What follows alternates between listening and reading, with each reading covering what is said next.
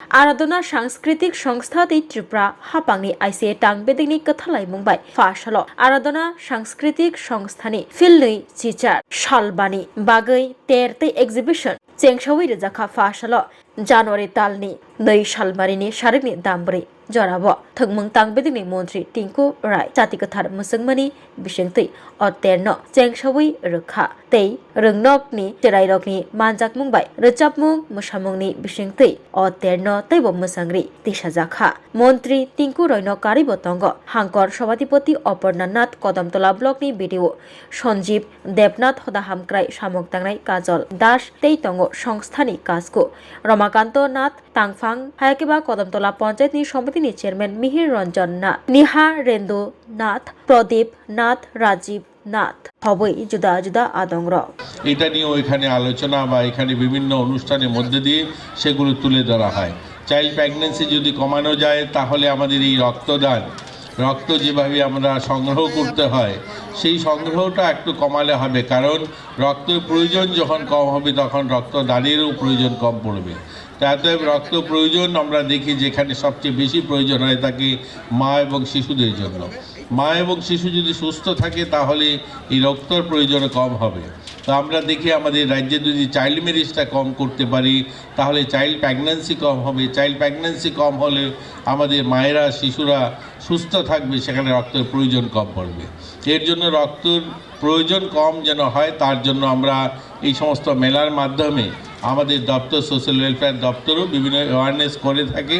তো আমাদের এখানে যে স্টল দেওয়া হয়েছে সেই স্টলের মাধ্যমে সেগুলো এখানে প্রচার প্রসার করা হবে।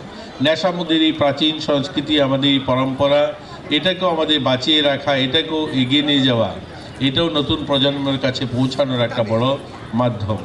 আমরা যারা এখানে ছোট ছোট স্টল নিয়ে যারা এসে বিভিন্ন এসএসজি গ্রুপ সহ অন্যান্য দপ্তরের তারাও যারা আসেন তারাও পুরো বছর আমাদের এসএসজি গ্রুপগুলো যে সমস্ত জিনিসপত্র তৈরি করেন তাদের ওই মেলার মাধ্যমে তাদের তৈরি করা সামগ্রীগুলোকে এখানে তুলে ধরার একটা সুযোগ আসে।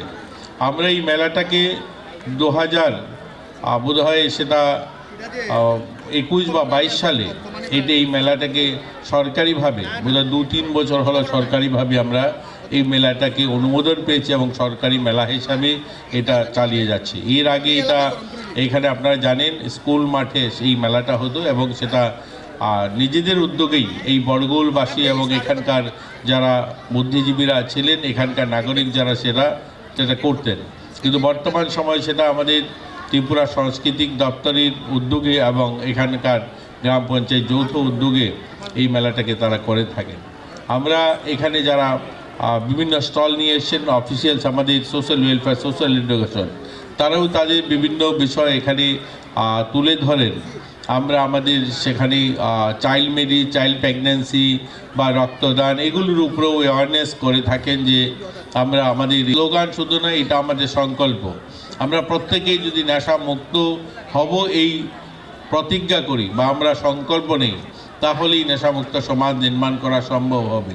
শুধু আলোচনা এবং বক্তব্য নয়, নিজেদেরকেও নেশামুক্ত থাকবো সেই সংকল্প নিতে হবে।